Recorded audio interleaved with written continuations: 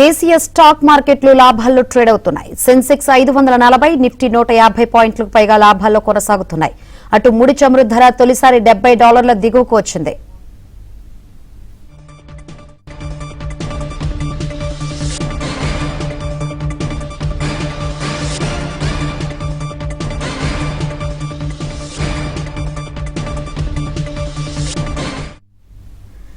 అటు బంగారం వెండి ధరలు తగ్గాయి. 24 క్యారెట్ల 10 గ్రాముల బంగారం ధర $2,780 తగ్గి $1,40,130 చేరింది. కిలో వెండి $10,000 తగ్గి $2,30,000 చేరింది.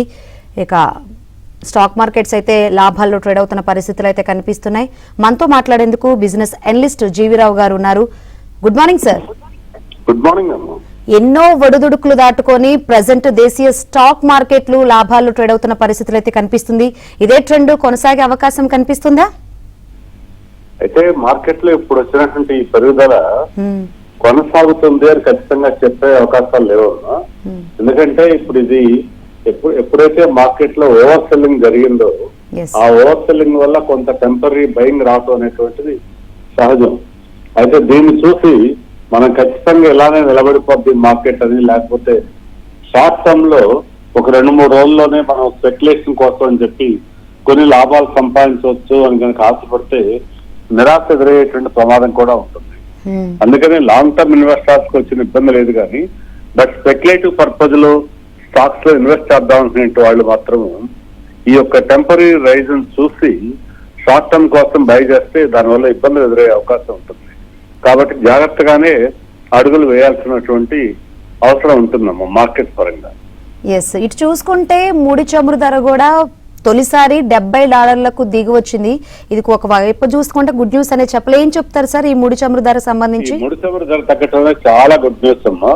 ఇదేంటంటే కేవలం మన స్టాక్ మార్కెట్ పరంగానే కాకుండా ఓవరాల్ గా మన భారత ఆర్థిక వ్యవస్థకి ఇది ఎంతో సుపరిణామం చెప్పి మనం చెప్పుకోవచ్చు.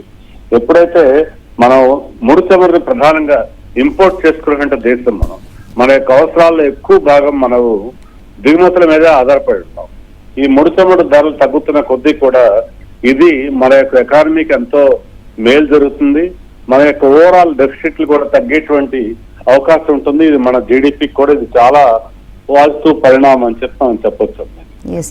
గత 4 రోజుల నుంచి చూసుకుంటే బంగారం వెండి ధరలు తగ్గుతున్నాయి. ఏంటి సార్ మెయిన్ రీజన్స్ ఏం కనిపిస్తుంది? డాలర్ బలపడటం వల్ల ఇంకా ఏమైనా ఇతరత్ర రీజన్స్ ఏమైనా కనిపిస్తున్నాయి? ఇది మధ్యతరగతి వాళ్ళకైతే ఖచ్చితంగా డెఫినెట్ గా గుడ్ న్యూసే. అయితేనమ్మా ప్రధానంగా ఇప్పుడు బంగారం ధరలు తగ్గడానికి ఉన్న ముఖ్యమైన కారణం ఏంటంటే యుఎస్ వడ్డీ రేట్లు పెరుగుతాయనేటువంటి ఒక న్యూస్ వల్ల ఫెడ్ రేట్ హైక్ భయాలు అనేటువంటి ఈ బంగారం ధరల మీద ప్రభావం ఎప్పుడు చూపిస్తూ ఉంటాయి. ఎప్పుడైతే ఫెడ్ రిజర్వ్ కొంత హాకిష్ కామెంట్స్ అయితే ఇచ్చింది, ఈ యొక్క కామెంట్స్ పరిణామం వల్ల మనకి మే రోల్ ఓవర్ డేటాను పరిశీలించినా కూడా ఈ యొక్క హైక్ పాసిబిలిటీ ఉందని తెలుస్తుంది. దీని అందరినీ కూడా గమనిస్తుంటే ఇలా ఫెడ్ కనుక వడ్డీ రేట్లు కనుక పెంచడం జరిగితే దాని యొక్క ప్రభావము మార్కెట్ లో బంగారం ధరలు మరింత తగ్గేటువంటి ప్రమాదం ఉందని అభిప్రాయంకి వచ్చారు. ఇదే కాకుండా బాండ్ ఈల్డ్స్ కూడా పెరుగుతూ వచ్చాయి. ఈ కారణాల వల్లే బంగారం ధరల్లో మనం తగ్గుదల చూస్తాము, అలాగే వెండి ధరలో కూడా తగ్గుదల చూస్తాం. ఇది ఒక విధంగా మన బంగారం వెండిలో పెట్టుబడి పెట్టాలనే వాళ్ళకి మంచి అవకాశంగా మనం చెప్పొచ్చు. ఎందుకంటే ఎవరూ కూడా కరెక్ట్ గా 100% ఈ రోజు రేటు మాత్రమే తక్కువ రేటు, ఇంకా తగ్గదనం కానీ ఇంకా పెరగదనం కానీ ఎగ్జాక్ట్ గా ఎవరూ ప్రెడిక్ట్ చేయలేం. కానీ కాకపోతే మనకి లాంగ్ టర్మ్ ఇన్వెస్టర్స్ మాత్రం కరెంట్ రేట్ నుంచి కూడా బంగారం వెండిలో పెట్టుబడులు పెడతాం అనేటువంటిది మొదలు పెడతాం చాలా మంచిది.